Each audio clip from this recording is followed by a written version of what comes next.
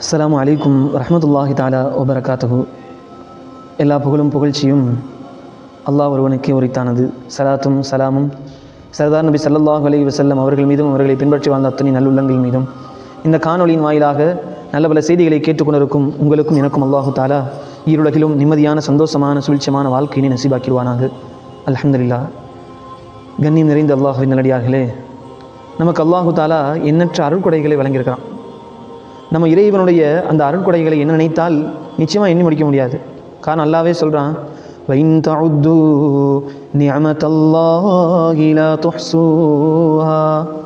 இறைவன் வழங்கிய அந்த அருள்கொடைகளை நீங்கள் என்ன நினைத்தால் நீங்கள் எண்ணிக்கையால் அதை மட்டிட முடியாது என்று அல்லாஹ் சொல்கிறான். அன்பானவர்கள், எல்லாமே அருள்கொடை தான். அதில் முக்கியமான ஒன்று அன்பளிப்பு அருள்கொடை. இறைவன் நமக்கு வழங்கிய குழந்தை செல்வங்கள் தாங்க.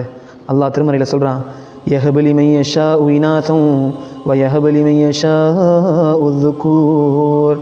நாம் நாடியவர்களுக்கு ஆண் குழந்தைகளை அன்பளிப்பாகவும் நாம் நாடியவர்களுக்கு பெண் குழந்தைகளை அன்பளிப்பாகவும் நாம் வழங்கியிருக்கின்றோம் என்று அல்லாஹு தாலா சொல்கிறான். இப்போ அப்படிப்பட்ட அன்பளிப்பை நம்ம எல்லாம் பெற்றிருக்கின்றோம். அன்பானவர்களே, அப்படிப்பட்ட குழந்தைகளுக்கு செய்ய வேண்டிய கடமையில் பிரதானமான ஒன்று நான் உங்கள்கிட்ட பகிர்ந்துக்கணும்னு ஆசைப்பட்றேன். அன்பானவர்களே, நம்ம குழந்தைகளை நல்லபடியாக பார்த்துக்கிறோம், அது மட்டும் ஒரு பெற்றவங்களோட கடமையாக முடிஞ்சிடாதுங்க.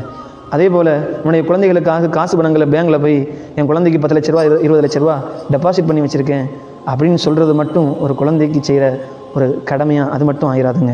அதே போன்று என்னுடைய குழந்தைக்கு நான் அவன் விரும்பிய இடத்துல படிக்க வச்சுருக்கிறேன் அப்படிங்கிறது மட்டும் அந்த குழந்தைக்கு செய்யக்கூடிய கடமையாக இருக்காதுங்க. அன்பானவர்களே, குழந்தைகளுக்கு நீங்கள் செய்ய வேண்டிய கடமைகள் பிரதானமான ஒன்று என்ன தெரியுமா?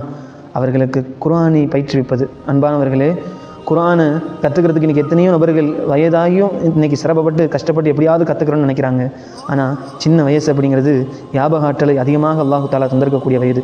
அந்த வயசில் இன்றைக்கி ஸ்கூலுக்கு காலைல 7:30 மணிக்கு கிளம்புற பிள்ளைங்க நைட் ஆகிறது வர்றதுக்கு. அது மட்டும் இல்லாமல் அவர்கள் அதோடு முடிக்கிறாங்க பார்த்தா அதுக்கடுத்து டியூஷன் என்ற அடிப்படையில் அதற்கு அரை மணி நேரம், அதுக்கடுத்து இன்னொரு டியூஷன், கராத்தே கிளாஸு, ஸ்போர்ட்ஸு, இது போன்று பல விஷயங்களில் கவனம் செலுத்தக்கூடிய நமக்காகவே இறக்கி அருளப்பட்ட குர்ஆனை பயிற்றுவிப்பதில் ஏன் சோர்ந்து போனோம் என்பதை நாம் அறியாத புரியாத ஒரு புதிராக இருக்கின்றது. அன்பானவர்களே, நம்முடைய குழந்தைகளுக்கு குர்ஆனை பயிற்றுவிக்க வேண்டும். இன்றைக்கி நமக்கு லேசாக தெரியலாம், ஆனால் நாளைக்கு அந்த குழந்தைகள் அல்லாஹ்ட்ட சொல்லிடுவாங்க, யா அல்லாஹ், என்னுடைய பெற்றோர்கள் அதில் முயற்சி எடுக்கலை, அதனால் நாங்கள் கற்றுக்கல அப்படின்னு சொல்லிட்டு போயிடுவாங்க.